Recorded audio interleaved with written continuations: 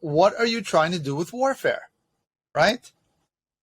Are you trying to take territory? Probably really hard to do that with just cyber, okay? Are you trying to create regime change? Probably really hard to do that with just cyber. Are you trying to make money? Yeah, actually, you can do that with cyber, right?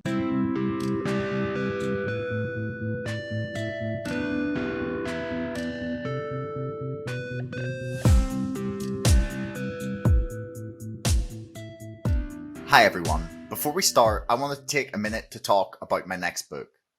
You may have heard about the story of GameStop in January or February and thought it was all over. You're sadly mistaken. Unfolding online has been a clash between the corrupt practices of Wall Street and the hive mind of the internet. It's a hot, raging information war pitting retail investors against financial giants swimming in corruption and fraud. The trailer is at the end of this podcast, but if you want to help crowdfund the book or just find out more, you can sign up to my mailing list to get access to a preview of chapter 1 or go to whenmoon.com to read more about the book. The first 200 people to pre-order the book will get a free pack of To the Moon crayons with their book. I just want to make a quick mention of our sponsors. Namecheap are one of the cheapest places on the internet to get a domain name for your next website. I've used Namecheap for all the sites I've ever purchased and have found it really easy to use. Spreaker are a rapidly growing platform for podcast recording, publishing, and monetization, with pricing plans as low as $7 per month. A cheap way to host your podcast and start earning from your back catalog of shows. Finally, ExpressVPN is the internet's most trusted VPN. Protect your privacy and watch and view content that is location locked. You could even try watching Netflix from a different country. And right now, they're offering 35% off 12 months of ExpressVPN. Please use the links in the description below if you want to support the show. Anyway, here's the podcast. That even though I'm from the Naval Academy and I'm a civil servant, that my views are my own. Okay, I didn't represent at all the U.S. government, Department of Navy, the Naval Academy, etc. So hello and welcome to another episode of Chatter. Today I have the pleasure of being joined by Dr. Martin Libicki. Have I pronounced that correctly, actually? It's Libicki in the United States. It's Libicki in Poland. Ah, okay. It's a Polish name. That's cool. But yes, so you are the Keister Chair of Cybersecurity Studies at the U.S. Naval Academy, author of the textbook on cyber war, Cyberspace in Peace and War, which will have a new edition coming out. Did you say this year? Or Sorry, that was Conquest in Cyberspace, National Security and Information Warfare, and Information Technology Standards, Quest for Common Fight. You seem to be a very well-read man in the area of information warfare, and hence why I've decided to have you on the show today. Well, thank you. No problem. So for people who are maybe not familiar with the concept, why don't you give us just like a brief explanation of what information warfare is from your understanding? Okay, information warfare is a manipulation of information or information systems to achieve certain political or political military ends. There has been information warfare, because one element of information warfare is psychological operations, ever since Jericho in the Bible, okay, in which basically the troops marched around Jericho 7 times as a sort of a way of discouraging the defenders of Jericho itself. Okay, but as we add technology, and particularly as we add information technology, we add new venues for information warfare. Okay, as soon as you have telegraph lines, you have methods of warfare that entail tearing up telegraph lines. When you start having radio frequency or radar coming into the picture, you have methods of information warfare, subset electronic warfare, that go after this. And in the last 30 years or so, as the internet has become more important and as more people have used it, the manipulation of the internet, the manipulation of information systems, has joined with the manipulation of information. They become part of a broader category of information warfare. Okay, but in practice, there are 2 things that people worry about. They worry about things such as the manipulation of social media, in which all the systems work correctly. They do what they're supposed to do, but bad information gets into the system. And the other one is a manipulation of information systems, which is computer hacking and things of that nature. Okay. In many ways, they're two different subjects. They're handled in this country by two different organizations within the Department of Defense, but not everybody separates them out so well. For instance, in Russia, their various intelligence outfits, be they the FSB, the SVR, or the GRU, tend to combine these as part of a broader information campaign. In the United States, that's not the direction we've chosen to go. Do you think there's a particular advantage to separating them out or putting them together? Just because I've been reading a fantastic book by the author Peter Pomerantsev, who wrote the book This Is Not Propaganda. And he talks a lot about the different techniques used in sort of attempts to manipulate social media and information warfare.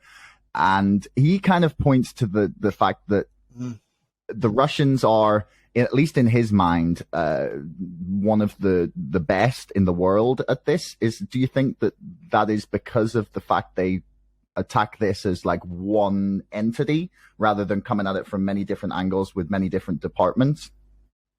That's a tough question. So let me give you both. Let me give you both pro and con, just to show how even-handed they are. Okay, if you take a look at the 2016 election, in which Russian hackers carried out cyber operations, carried out hacking against the Democratic National Committee, picked up the information, put it on the internet as part of a broader information operations campaign. There you can see some overlap between the hackers on the one hand and the psychological operators on the other hand. Okay? The argument against basically suggests there are two very, very different skill sets. If you want to be a good hacker, you have to understand how computers think. But if you want to be good at information operations, you have to understand how humans think. And they really think in two very different ways. So on the one hand, there's an argument to be made for integrated operations, right, which takes a look at all the instrumentalities of conflict. And on the other hand, there's an argument to be made that there are really such different skill sets that it's very difficult to manage both skill sets coherently, right? The technical person, the person who's good at managing technical folks, really don't have a handle on the techniques of manipulation, and the people who have techniques of manipulation, for the most part, computers are obscure to them. Okay, you mentioned something interesting there, actually, because you said that the Russians were responsible for the hack of the DNC. Is that your view as someone who like studies this? Just because I know there's been claims counter to that, and Julian Assange just said that it wasn't Russians that were his source on that. Uh-huh. But you, I assume, have looked at this deeper than I have. Well, I haven't played with the servers. Okay. I have a high degree of confidence it was the Russians. I have a high degree of confidence because of the forensic work that was taking place on the DNC. In other words, what happened was when the DNC complained and they went to the FBI, and the FBI went to a company called CrowdStrike, and they said, we have imaged the systems that you're talking about. In other words, this is a perfect duplication of what was running on the systems at the time that we got it. Okay, and then you take a look at what's on the systems and you say, hold it, this doesn't belong here, this doesn't belong here, that doesn't belong here. Let's take a look at what we found and figure out who it's correlated to. So if you were to ask 15 years ago, computer forensics was in its infancy. Mm-hmm. And the notion was that we really couldn't figure out who was doing anything on the internet because in the old cliche on the internet, nobody knows you're not a dog. Or nobody knows you are a dog, one of those two. But in the last 10, 15 years, we have gotten not only an improvement in our technology, but an improved understanding of what kind of breadcrumbs the other side drops. And that allows us to say with a high degree of confidence that it was a quote-unquote threat actor from Russia, from China, from Iran, from North Korea, for whatever. Okay? And the people who do this are very clever technically. Furthermore, we get convictions in courts of law, which is many, I can understand the argument that you can accuse somebody, but if you never get them before a court of law, you don't have a neutral arbiter to determine whether this individual who's been accused has been unjustly accused or correctly accused. But when you do get to courts of law and the other side has lawyers and you go through this entire trial mechanism, you have a much higher degree of certainty that, yeah, you got the right person. Is it 100%? Nothing in this world is 100%, but it's pretty high. It's pretty high. Yeah, no, this brings up an interesting thing, actually, that you talked about, like, trying to follow the breadcrumbs to see where things are coming from. And that 15 years ago or so, it was very, it was very difficult to tell sometimes where cyber attacks or people were coming from on the internet. But then, obviously, as technology has advanced and progressed, the capability to tell where things are coming from has evolved. But I'm curious as to whether people's defenses or their ability to make it look like where something is coming from has evolved alongside that. So is the capability to tell where something is coming from accelerating at the same rate that someone can sort of obscure the source of wherever pieces of hacks or cyber attacks or wherever is coming from? Well, okay, let me step back from, because there's an assumption built into that, right? That we take the hack and then we work backwards to find out literally where it's coming from. But that's generally only a small part of what's going on. Okay, for instance, now I'll give you an example from the Sony hack. In 2014, the North Koreans hacked Sony, right? How do we know it was the North Koreans, other than they had a huge motivation for doing so? Well, we traced the hack back to a server in Thailand, right? And then after that, the tracing of the messages, the packets, where the packets went, sort of stopped there. But we also knew another fact, and that fact was that the North Koreans had used the same Thai servers to carry out hacks on the South Koreans. So even though we couldn't trace back from Thailand back to North Korea, we could say, look, there were a lot of people who looked and smelled a lot like North Koreans that operated from this server. That's another piece of evidence. Okay, and then there's also something in crime called the modus operandi, right? The techniques that people use are repeated. And by figuring out, hey, I've seen this technique before, and this was used by the Russians, or this was used by the Chinese, then we have a high degree of confidence. Plus, I should add, there's other intelligence that nobody talks about, but it's there because this is the intelligence business. So I let it up to your imagination what that might be. So one of the things that I sort of touched on there earlier was that the Russians are, at least in the minds of many, the sort of, they're the top level of people who are carrying out this sort of information warfare and cyber attacks. Is that the reality? Are they the most egregious offenders, or are China or North Korea or, I don't know, Venezuela or anyone? Is there someone that we are not considering that is on the same level? Okay, let's make a distinction here. Okay, there's a difference between egregious offenders, which assumes a sort of a code of conduct that these people violate. And then there's something called talent. Let's start off with talent. The Russians are extremely talented. I used to say they're extremely talented because after the collapse of the Soviet Union, they had a lot of underemployed mathematicians on their hands. But the fact is the Soviet Union collapsed 30 years ago, right? But generally, the Russians seem to be punch above their weight in areas of mathematics. And computer hacking and mathematics have a lot of overlap. Furthermore, it's a paying proposition in Russia because there's a lot of overlap and a lot of communications between the intelligence bureaus of Russia and the criminal bureaus of Russia. So they have a strong ecology, and as a result is that Russian techniques are very sophisticated. Okay, who else is sophisticated? Well, a lot of people who are sophisticated are people that we don't worry about, right? The American citizens are not, let me step back on this. From the Washington perspective, American citizens are not worried about the NSA. Okay? And that's because, well, they're on our side and they operate overseas. In theory, you have countries like the UK, which is very sophisticated, countries such as Israel, which are very sophisticated, and which in theory do not operate against the United States and vice versa. In practice, I'm not worried about the UK, let's just put it that way. Okay? But there's a paradox in cyber. The best spies are the ones you don't see, right? And the overwhelming amounts of cyber operations are carried out by people who don't leave a trace. On the other hand, people who are incapable of doing it at all don't leave a trace. Right? So I haven't seen any Peruvians in my system.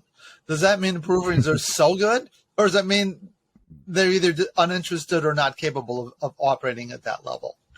Now, this may sound theoretical, but what you find is that if you look at a period until about November of 2013 with the Maidan, I don't know if I'm pronouncing that correctly, the demonstrations in Kiev, and you talk to the professionals in this country, they would say the Russians are really good and we never see them. And that's how good they are. And then after November 2013, you saw them all the time, right? So did they suddenly become worse? That's implausible. Or is it that they were making different trade-offs and they wanted to be seen? Okay, so there's that to consider. Yeah, you can't spread fear of yourself as a threat if you're not visible. You know, yeah, I get that. That's interesting. I had not considered it from that point of view, actually. That's really interesting. So you've written about the idea of cyber sovereignty, and Right. I believe you're in the middle of researching why you believe that it's not a good idea for the United States to pursue this. Do you want to explain what cyber sovereignty is, and then why you don't believe it's a good idea as a goal to pursue? Okay, let's see, where am I? I actually drafted a paper, but I haven't really circulated it. The problem in cyber is if you don't circulate it, sooner or later, it's either obsolete or you have to do a lot of rewriting. But that's my problem, not yours. Okay, what is cyber sovereignty? Cyber sovereignty is the belief that countries have the right to govern the information that comes into their country. Okay, now, in practice, countries can exercise cyber sovereignty, and they don't need anybody's permission to do so. Okay. And generally speaking, that's true of the United States, that's true of the UK, that's going to be true of China and Russia and all that sort of stuff. The problem is that cyber sovereignty is often extended to the argument that governments have a right to censor the information that comes from other countries. That's part of sovereignty. And that sort of argument is incompatible with the First Amendment of the U.S. Constitution. Okay, and it's incompatible with, the First Amendment is not simply a legal statute, so to speak, but in fact, it forms part of the American political culture. It is the notion that good information will ultimately drive out bad information, that the government is neither technically, does not have a monopoly on the truth. Right? And if it tries to exercise it, it'll have a monopoly on things it wants to hear, which is a very different notion. Okay.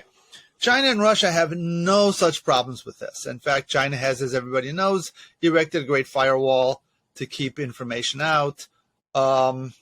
Russia hasn't quite done that, but they have a lot of other techniques they use to suppress information, right?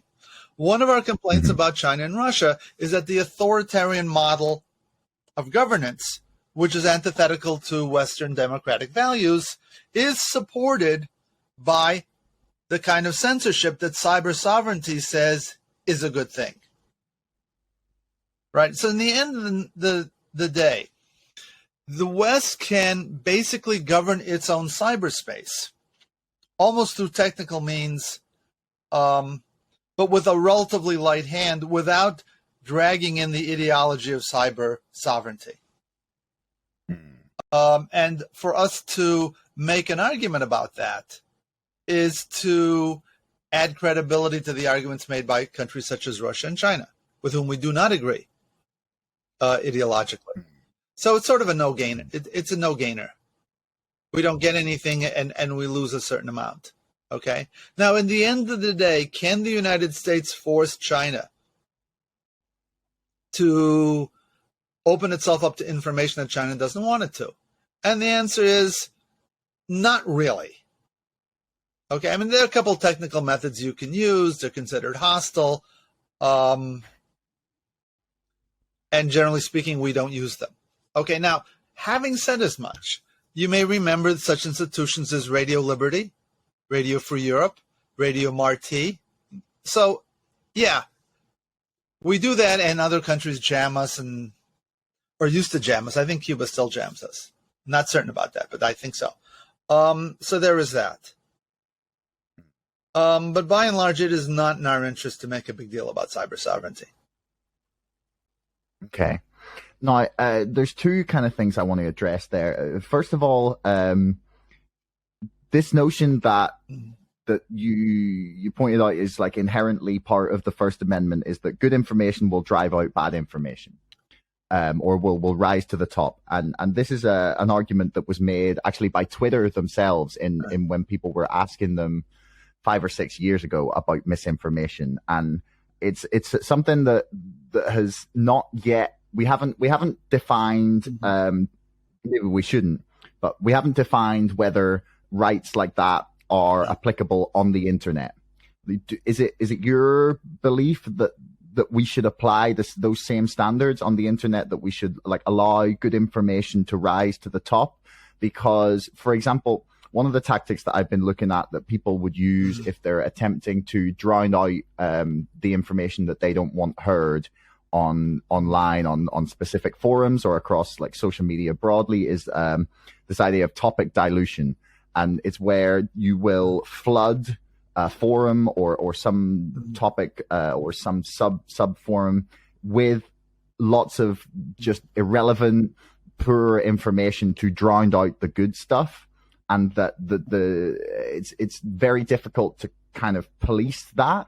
But at the same time, there's people trying to. What is your sense on that? Okay, here I'm going to actually take off the technical hat and start speaking almost in legal terms, and I am not a lawyer, so you can start the clock on amateur hour here. Okay. There is a debate in the United States about at least two types of information. One of is incitement to violence, and that was involved after the January 6th riot, insurrection, zombie apocalypse, or whatever. Okay. And the other one was misinformation about public health. And I'm on two sides of that issue, which doesn't make me the best spokesman for either. Okay, on the one hand, if you drive information underground, it will be harder to counter. But people are dying who would not necessarily be dying if they didn't have that kind of information. Okay, so there's that. Now, you had mentioned another technique entirely, and that gets to an issue about identification and authentication. Okay? If you have an open forum, sooner or later, if you do not have content moderation, it will be dominated by the most impolite element. The sort of a Gresham's law of conversation that bad information drives out good information. So what do you do about that? Well, one thing you can do is have content moderation. Okay? The other thing you can do, and they're not sort of related, is what we call, is to insist that people use their true identification. Now, and their true identity. Now, Facebook has that policy, but Facebook has no way of enforcing that policy. Okay, if I assert that I am Charlie Brown, the famous comic, right? How are you going to know differently? Forget the fact that you can see my face recognition, all that sort of stuff. But in fact, that's actually part of the answer. There are methods of authenticating individuals. And so The place where I come down on is if it's cost effective, and that's an important caveat, social media should have the right to insist on hard authentication for individuals, but should also accept people who are not authenticated. Now, what does that mean? That means if I say I'm Charlie Brown, okay, and I purport to be Charlie Brown, and I'm not, they have a right to basically call me out and keep me off, keep me from using the name Charlie Brown. But on the other hand, if I just want to go on, I'm Mr. Anonymous, and Charlie Brown is my handle, that's okay. And you, the listener, have to make up your mind whether you will trust the statements from an unauthenticated party. So if I say I'm Martin Libicki, and I can prove I'm Martin Libicki, and that hasn't, that means something to somebody, I guess, right? I have a better way of judging my credibility. You have a better way of judging my credibility because in a sense, I stand behind my words. So you can have anonymous speech and you can have non-anonymous speech. It's Twitter definitely has a form of that with their verified profiles and their non-verified ones. Right, but that often gets confused, by the way. Blue ticks. Because some people think that a verified profile means that the statements are verified. When actually it's just the identity of the speaker that's verified. Yeah.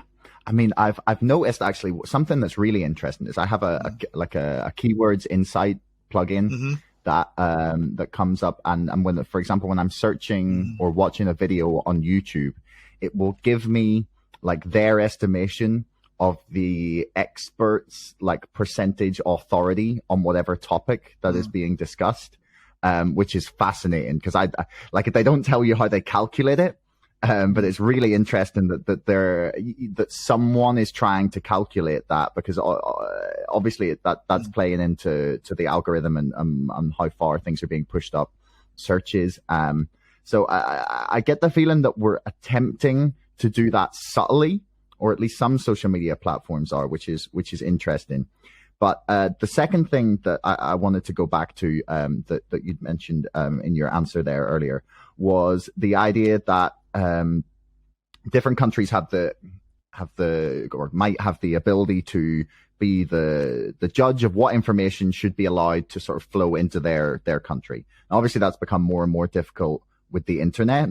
But something that I'm not sure how to feel about it, and I'm not particularly happy about it. I mean, maybe you can argue differently. Is that when we look at, say, Twitter or YouTube or Facebook, they are deciding what is acceptable, not just for users within the United States to see. They're technically being censors for the world, and that I feel like that puts America, and not even just America, actually, just it puts like a handful of people in Silicon Valley in a very powerful position in terms of like the information that gets viewed by the entire world.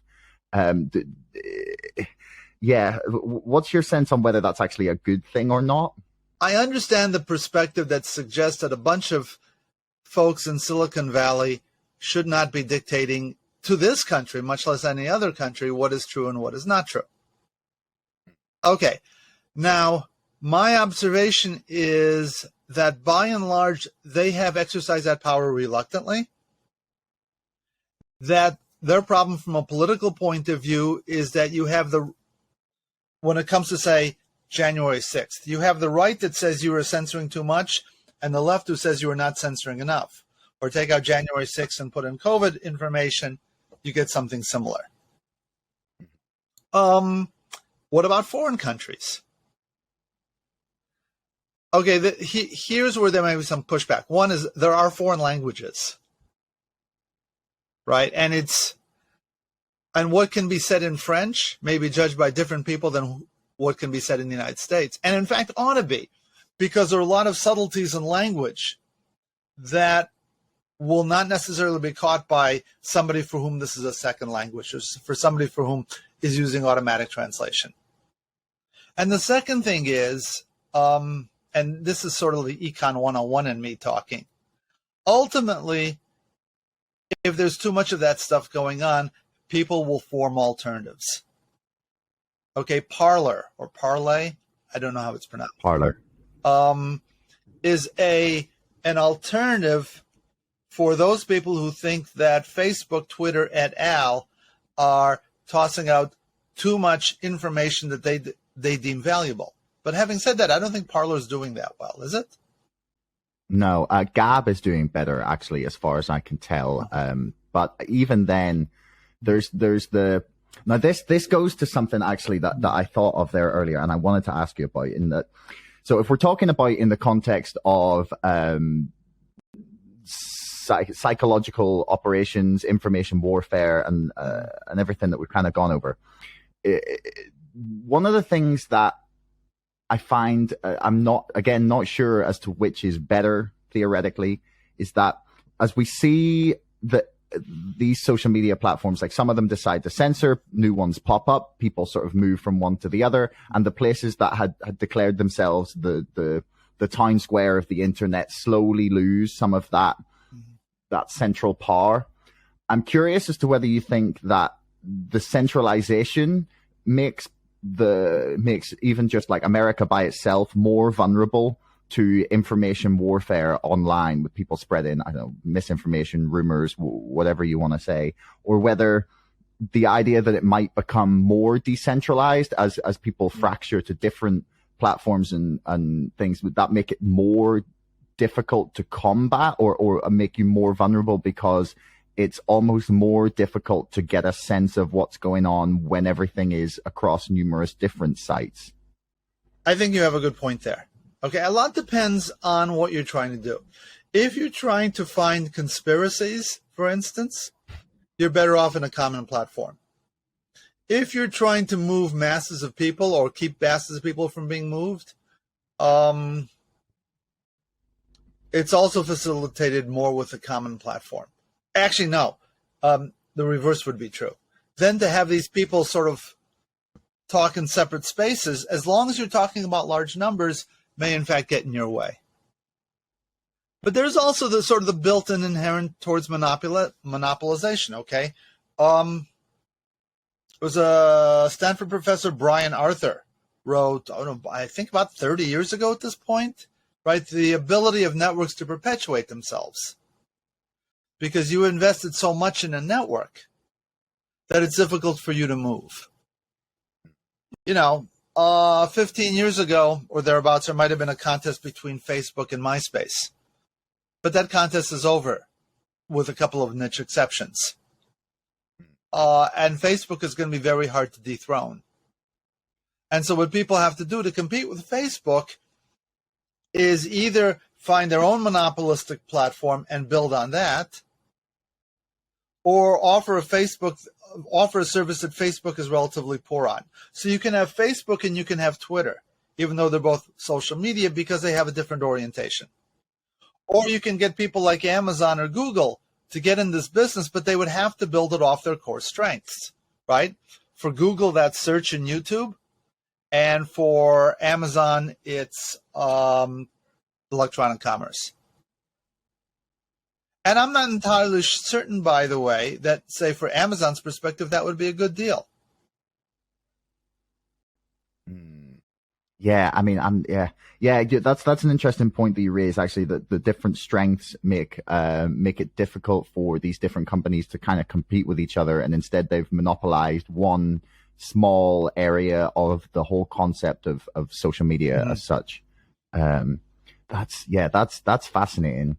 It's and the network sort of the sunk cost fallacy, or at least the idea that people have put time, effort, resources into using a particular network is a problem that's, an idea that's playing out right now as a lot of creators are on YouTube are not happy with the level of censorship and demonetization of their content, but yet don't move rapidly to other alternatives like Odyssey.com, for example, because YouTube have the audience and they've spent time building their their brand on that platform and therefore are reluctant to abandon it. And like, for example, Steven Crowder, I know is currently suing YouTube and Facebook because he has spent, well, he claims like millions of dollars on advertising and using those platforms only for them to then kick him off because they don't like what he said, or at least in his mind.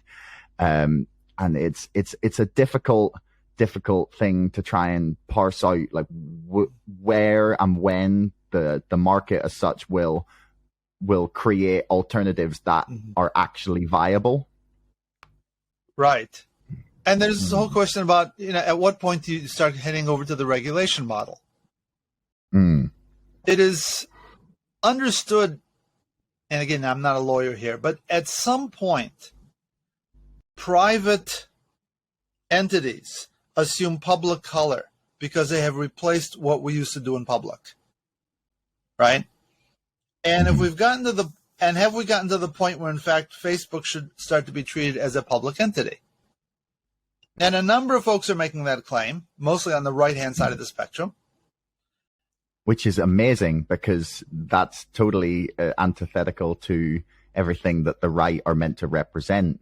That's that they would say the government shouldn't be involved in a private company. Yeah. And yet the private company has, well, I don't know, ticked off the right-wingers so much that they're now asking the state, which they normally dislike, to step in and protect them.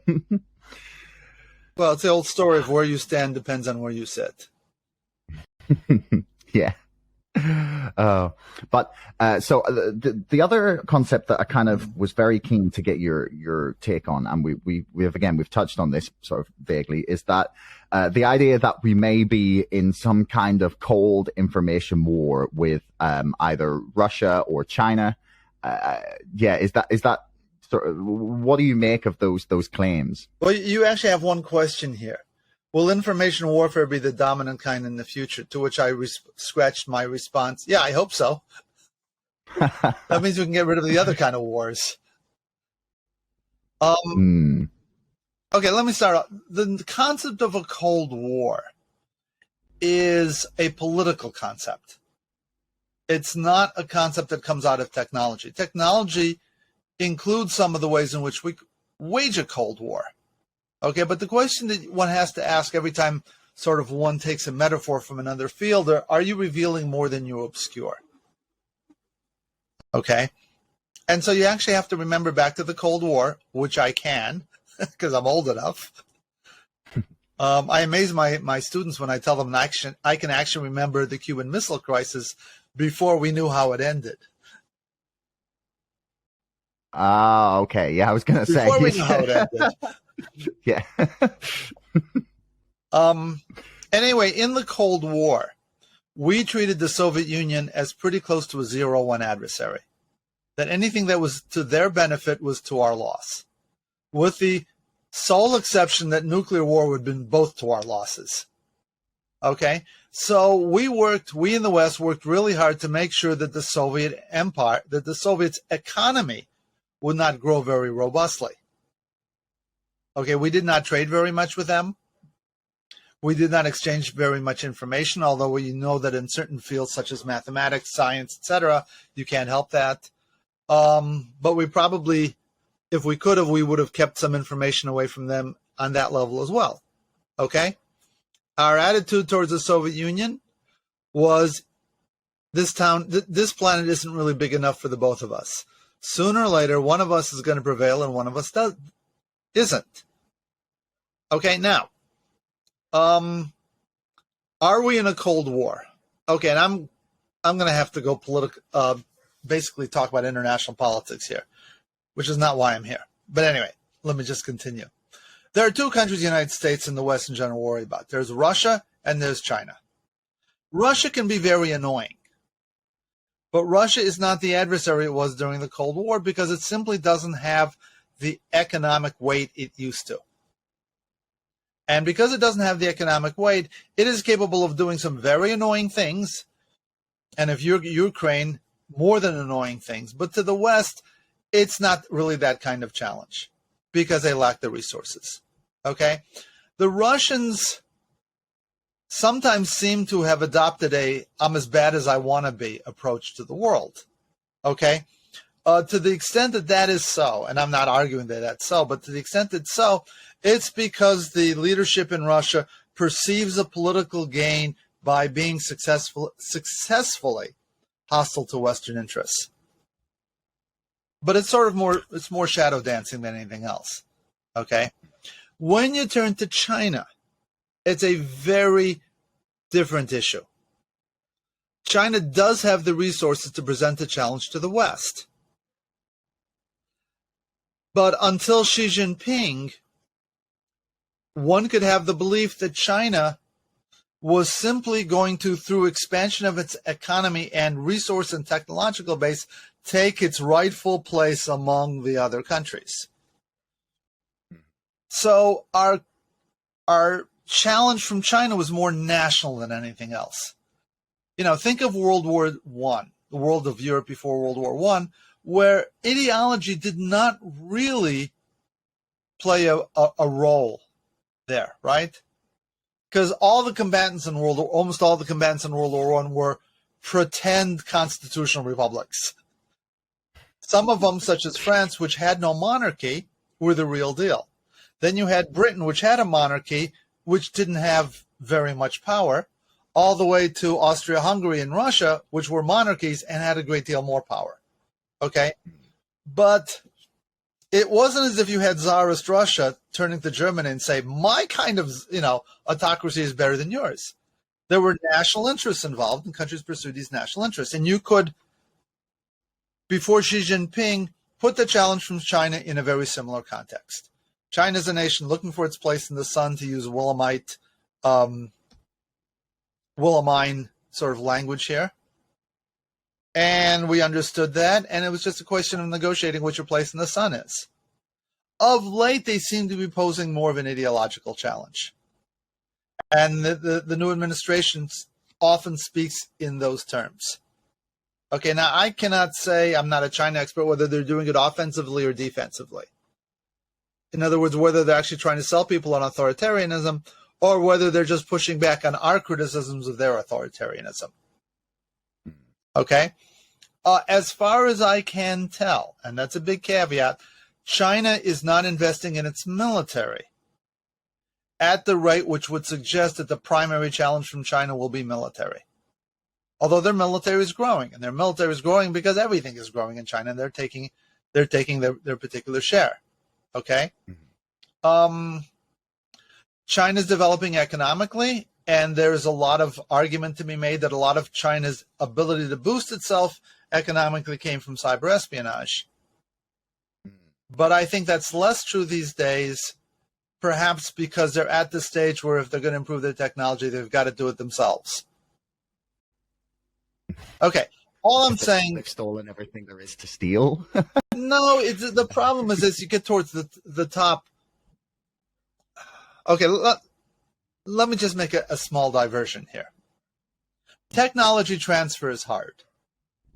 It's hard when I want to transfer you the technology, when I'm working at your elbow to try to get you to learn it.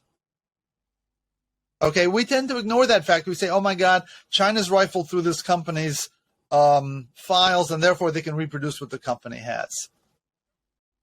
It turns out that's extremely challenging.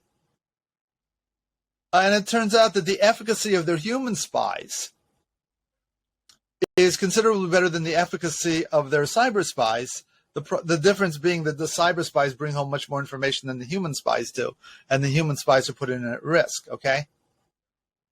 So, getting back to the main point, we have a state of competition with China which cannot be called Cold War.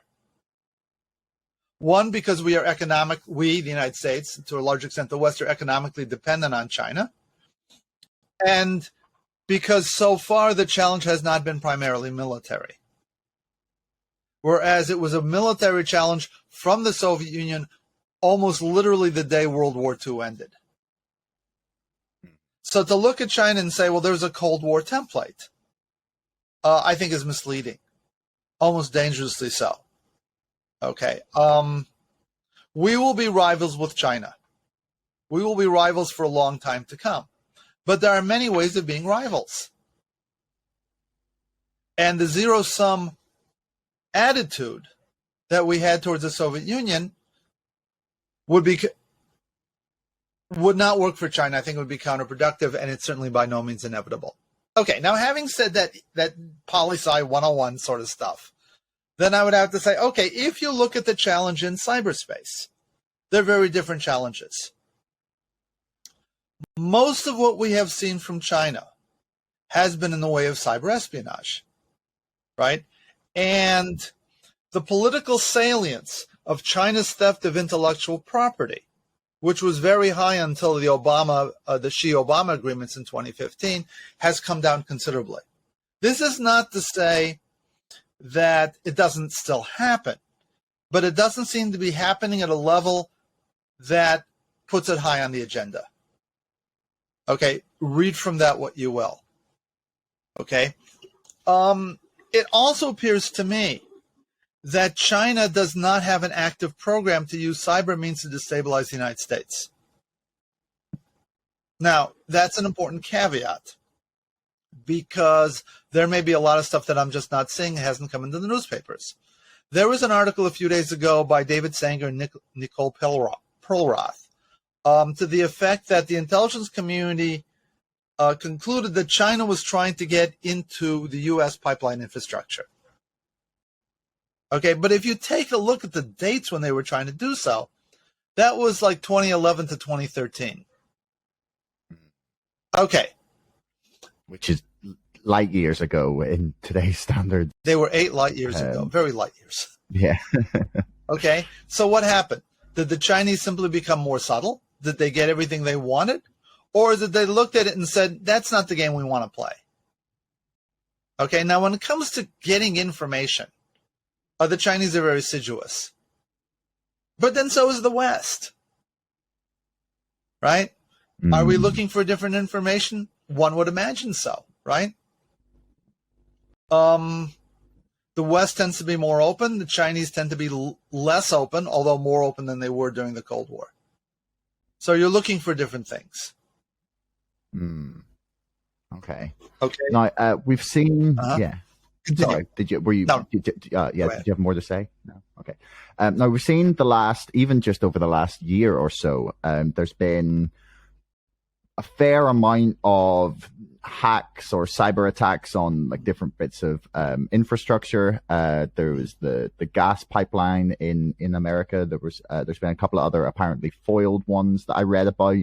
Then just a few days ago, we've seen the emergence of the Pegasus project, work from Israel, and which is essentially what I'm saying is in the last year or so, we've seen a lot more examples of the sort of cyber espionage and cyber warfare that you tend to specialize in. Is this like a signifier that is where war is or conflict is going? And is that a concerning thing?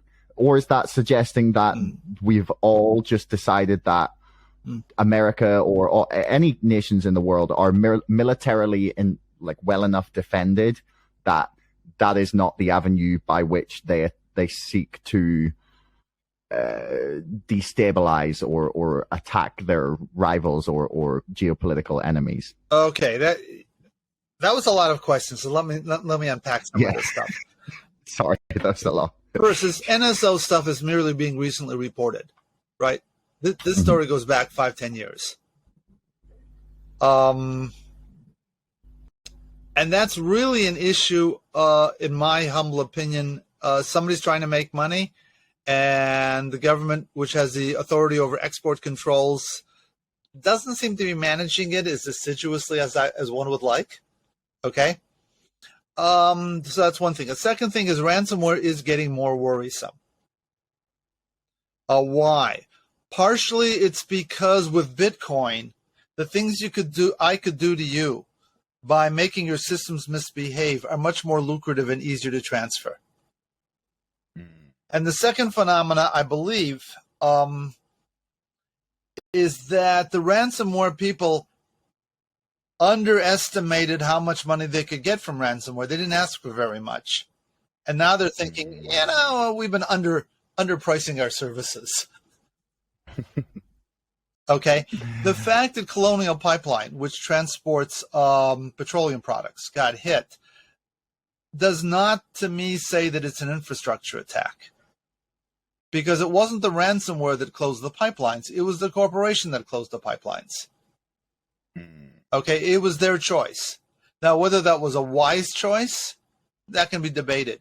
But it was not as if the ransomware people had closed the pipelines. Okay, or that they really cared that there were pipelines. All they cared was that somebody would come up with a large ransom. Okay, so the ransomware problem is growing. So those are some of the sort of the technical issues. Another technical issue is in the last 5 years, a lot of hackers have found that what are called supply chain attacks, where I don't go after you, I go after the software you use, I corrupt the software, you buy the software, and all of a sudden that software that you trusted isn't really working for your interests anymore. Okay, that seems to be growing in popularity, and that in and of itself is a separate problem that needs to be worked. Okay, all of that technical stuff aside. Now the question is cyber a viable method of warfare? And you have to get back to the problem, what are you trying to do with warfare, right? Are you trying to take territory? Probably really hard to do that with just cyber, okay? Are you trying to create regime change? Probably really hard to do that with just cyber. Are you trying to make money? Yeah, actually, you can do that with cyber, right? But if you look at if you compare how much money the Russians have made from ransomware versus how much they've lost because of Western sanctions on the Russian economy, it's not even a close contest, right? It's millions versus billions. Can we cause the election of people we don't like with cyber warfare, right? In my humble estimation, I think the Russians got an inside straight in 2016 because of a confluence of unusual factors that, generally speaking, it's not been easily replicable. By the way, a lot of what happens in cyberspace is people say, I wonder if this would do me any good. I wonder if that would do me any good. And then they try it. And while they try it, we're running around saying, oh my God, the world is falling. And then at some point they say, that really didn't do for us what we wanted it to do. Let's go on to something else. And I think a lot of what happens in cyberspace is people say, yeah, this wasn't such a useful technique. Or it was useful, but not useful enough to merit the kind of attention we put into it or the kind of resources. So we move along. My sense of... Oh, sorry. But, it's sort of the smart-ass crack that I made a few minutes ago. If that's how you want to wage warfare, given the alternatives, go right ahead. Right? We'd rather you guys be annoying than lethal. Yeah.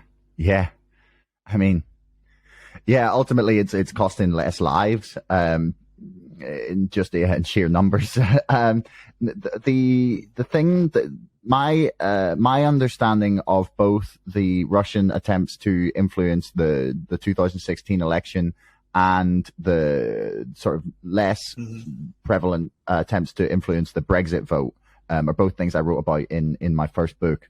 My understanding was that the reason that they were effective to the extent they were, now you can debate how effective they were, was because they were able to use social media to play on existing kind of social divides and societal problems that were already there. And had they not been those like significant divides, they wouldn't have been. Like, you need something to multiply. Like, you can't multiply zero by something. You need, there has to be something there to play on. That's exactly right. Now, my understanding of their tactics were essentially that they thought they could destabilize the population or the country's like political debate to the extent to which it would bring down the country Now, if you look at some people, the way they talk about Russia is that they're playing the like 60-year long game to very slowly destabilize America and overtake them.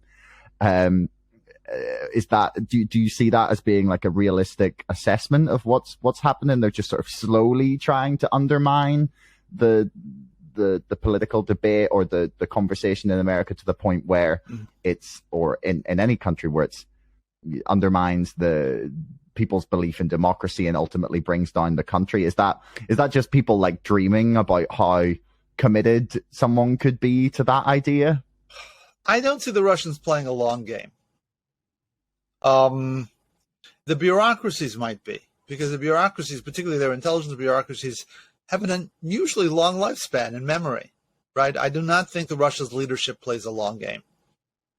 I think they're pretty clever not innovators. What am I trying to say?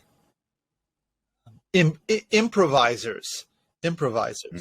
Okay, now I've also heard of China, right? The cliche about China is we think in terms of administrations and they think in terms of dynasties.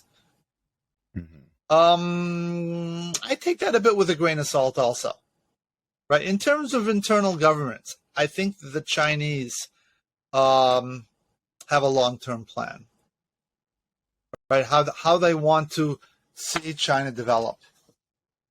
But I think in terms of opposition to the West, I think they're still playing around with it. Okay, because a lot of what the Chinese do, which appears perfectly normal to them, appears heavy-handed from the outside. And the best case here is Australia. Here you've got a country. A large part of its GNP is dependent on China's buying their raw materials, etc. And the Chinese believe that gives them a great deal of influence in Australia. And they've used this influence partially coercively, partially through influence peddling. And the result is that the Australian perceptions of China are way lower than they used to be. So was this taking the long view? And I have also read, and take it for what that's worth, that a lot of China's foreign policy is driven by domestic policy. Right? In other words, I still shake my head the notion that you've now derived your entire diplomatic, entire field of diplomacy from a particular movie, Wolf Warrior 2, right? But that's sort of, if you think the street is going to reward more belligerent sounding diplomacy, it does not speak well of your long-range view that you let the street's opinion of your diplomacy trump what you're actually trying to do with your diplomacy. You know, I've never known diplomacy to work better when you start insulting the people you're talking to. It's not very how you stay diplomatic. No. Now, as a final question here, because I'm aware I'm taking up a lot of your time, there's one final concept that I've seen discussed, and I wanted to get your sort of thoughts on it, is that China use their influence, whether that's financially, mainly people argue that the Chinese Communist Party has sort of financial ties and has backed X number of people, and places like even just like the Hollywood film industry is not bought by China, but rely a lot on their money, and they use that as a way in which they can sort of push very subtly their ideas out into the world. And I've seen it being accusations being sort of thrown at media organizations, at like big tech companies, pharmaceutical firms. The example that I've seen brought up a lot recently was John Cena, the WWE star, apologizing in perfect Mandarin for accidentally referring to Taiwan as a country in a press conference he'd given, which was a little, just, I don't know, I find it a touch disturbing. do you see that kind of influence peddling as a form of psychological or information warfare? And do you see it as being something that's effective, or are people seeing ghosts there? Okay, this is my opinion. I'm not a China expert, so here goes anyway.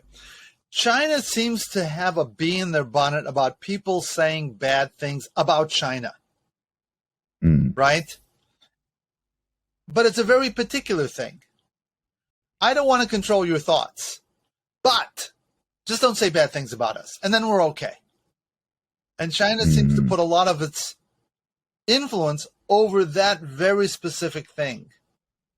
And I'm wondering if they're worried that if bad things are said about China, it's going to go back to the Chinese people and undermine the party's grip on power. Let me put it this way. Let me give you an analogy, right? Let us say I was a crusading religion,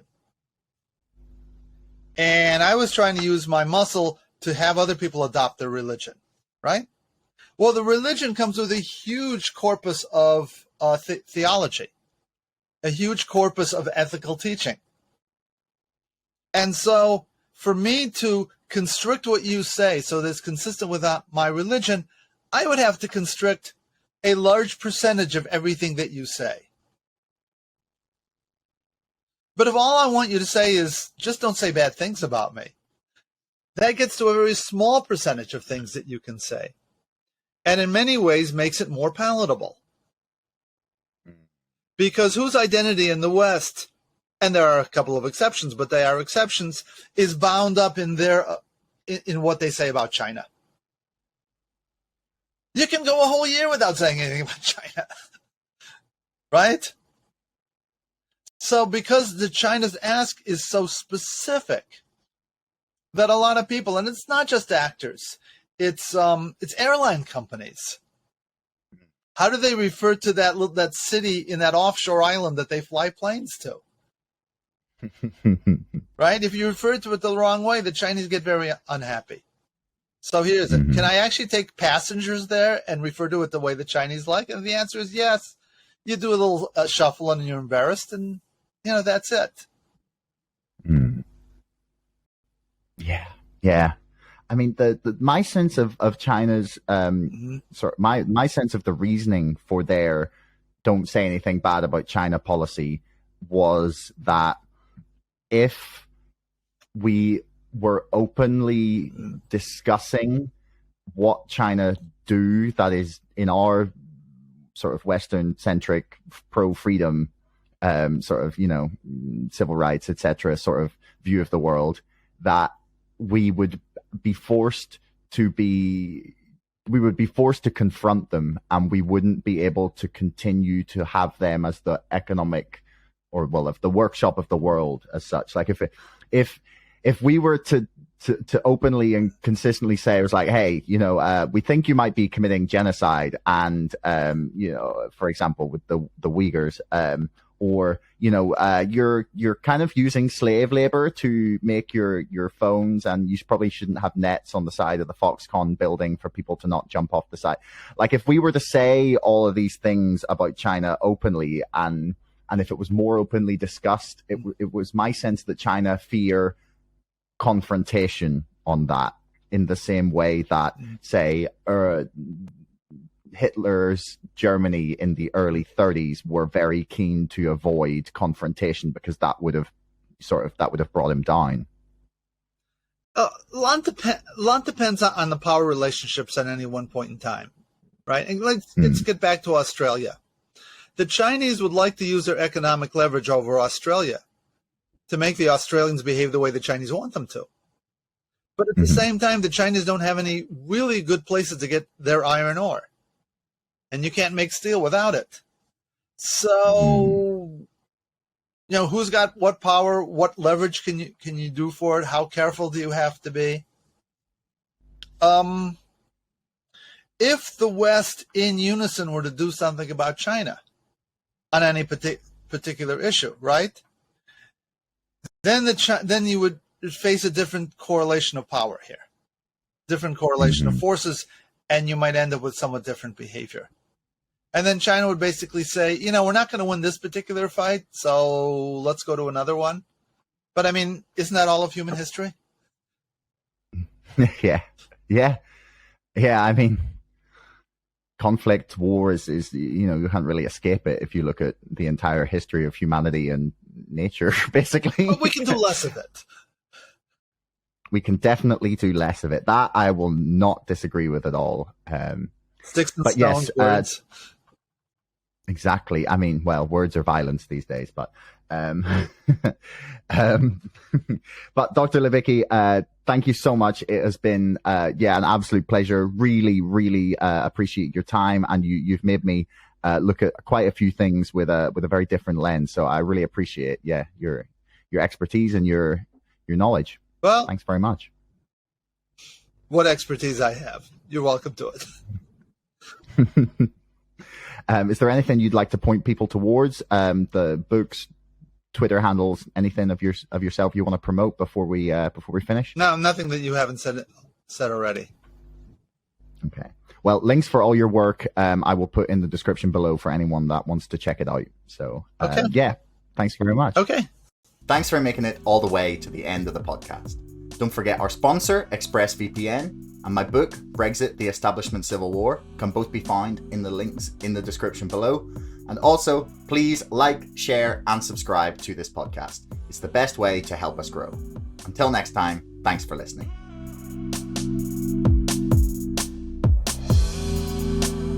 Screw the hedge funds. You can make as many rules as you want, but if there's no teeth behind them, what's the point? Well, like Citadel is potentially just gone in a few months. It feels like financial institutions, that they are all laughing at us by buying GME. Screw the hedge funds. Like, I will lose my entire investment if it brings them down. Why on earth, last May, could you buy the entire company for $200 million? What's been happening on Reddit and in social media and in the marketplace has never been seen before. I argue that nothing is off the table. There is nothing off the table when dealing with the volumes of money in something as big as the United States stock market.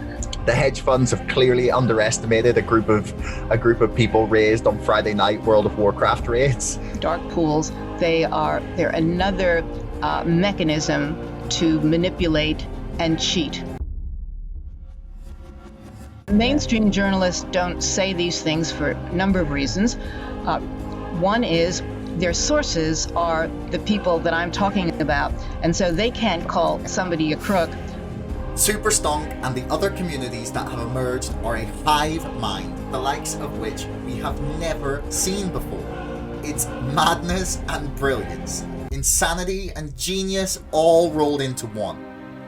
It's very possible that Citadel will be gone in a few months. And not just Citadel, but the entire financial system has the potential to come crashing down. These crooks continue to gamble recklessly with the world economy, and this could be the moment that they finally get their justice.